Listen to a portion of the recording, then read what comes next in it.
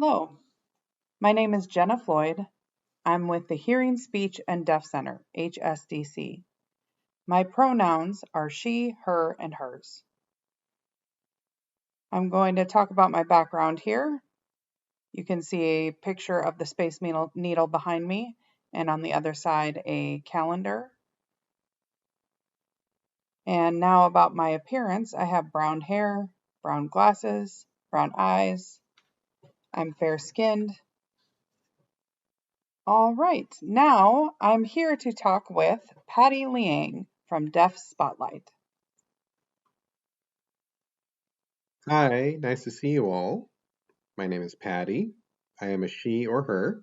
I'm a Chinese American wearing a teal top and a light teal background with some silver stars. I have brown hair and glasses.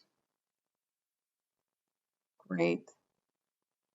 I wanted to start first to ask you if you can tell us a little bit about your organization and what you do. Our organization was set up about 10 years ago, and our mission is to inspire and model deaf culture and sign language through the arts. We believe in supporting all different kinds of artists, for example, deaf, deaf-blind, hard of hearing. We want them all to continue in their work. That's wonderful. That's a great opportunity for all of these different communities. That's great. What kind of programs does Deaf Spotlight offer? Our focus is on cinema or film, theater, visual, oh, we just changed the name, artistic design, and also we focus on youth camps with art. We tend to do them during the summer, but we couldn't because of COVID. So we offer lots of cool programs. For example, the Seattle Deaf Film Festival, which happens every 2 years, the Short Film Festival, which we alternate. In terms of design, we have different workshops, panels, support groups, happy hour, and the camps for 8 to 13-year-olds. Hopefully, we will be back in person. For the last 2 years, we have been doing a lot in person, lots of events, but then COVID happened. So we work with a great team of people, and we moved everything virtually, and we learned a lot from this. We learned a lot of things that will benefit the community because we don't have to focus on people who are here. We can have people from out of state, quote unquote, join virtually and participate in our festivals, in our film festivals, workshops, because those barriers of distance have been removed. And what we learned here, hopefully we can continue that forward. So in the future, we'll do some in-person events, but also do a hybrid with virtual events where people from out of state can be included.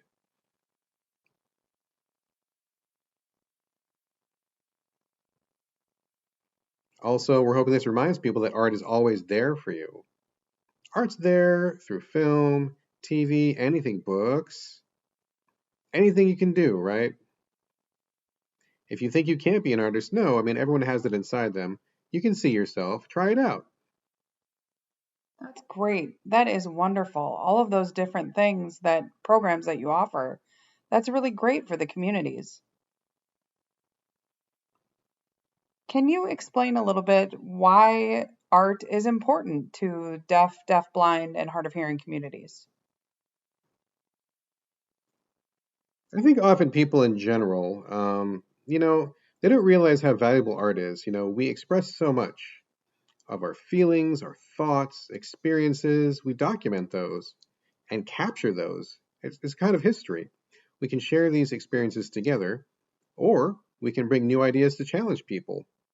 Art started 1,000 years ago on the wall of a cave, and then since then, everyone has so many different ways to express themselves, not just visually, but also tactile as well, and virtual too. People tend to forget that art, it's always there, and it's there to help people get through tough times. A lot of people don't recognize that art is everywhere as well. It's in engineering, it's in the clothes we wear, it's in the food we cook, it's in the architectural design we have, it's in Natural things like the leaf on a tree. It's a beautiful piece of art right there. We need to recognize that art is everywhere and influences everything. So cool. Yeah. Can you tell us a little bit about your annual program that you started for Black, Indigenous, people of color, BIPOC people, for arts, the grants you have? Sure. Well, the deaf art community, it's not always the most stable because often artists will change their career or they have two, three, four, five different jobs to maintain their passion. We noticed that BIPOC, Black, Indigenous, people of color, and for now, this is the verbiage we're using. It's not perfect. There's lots of different people who are underrepresented who don't feel like they identify with that label. So we do recognize that. But these people, these specific communities have experienced barriers because they don't have access to education, to various supports, to funding, to other resources that could help someone become successful. White artists are very successful in that regard, but not so much for the BIPOC ones. And we notice that's a problem. And we want to remove these barriers. We want to support them. So we set up for the first time an annual award, an endowment or grant. We have already given away 4,000, 1,000 to four different people. I believe one was local and three were from out of state. And we believe in supporting them. We want to see more BIPOC artists become successful and continue their work. And we want to see more successful artists where they can inspire the next generation of artists. Because often we don't see ourselves represented. I don't see myself. I mean, look at me, a Chinese American. Do I see a lot of deaf Asian artists who are successful? Very few. So we want more representation like that, whether it's art, drawing, painting, photography, theater, film. We want more of that because we want their personal stories to be shared, their ideas. We want those to be on stage, on screen, on a wall. We need to hear more of those stories because we've seen so many of the same stories. We need new stories. That's so true, so true. That diversity, it really is an enrichment to our lives and seeing that diversity in our communities. What kind of advocacy do you guys do? Well, people kind of forget that, we didn't start out as like this big organization. It was, me personally, as a deaf person, Asian person, woman, always fighting. And I had that inside of me. And, you just have to learn and start something, right? I want things to be better. I wanted to have that experience.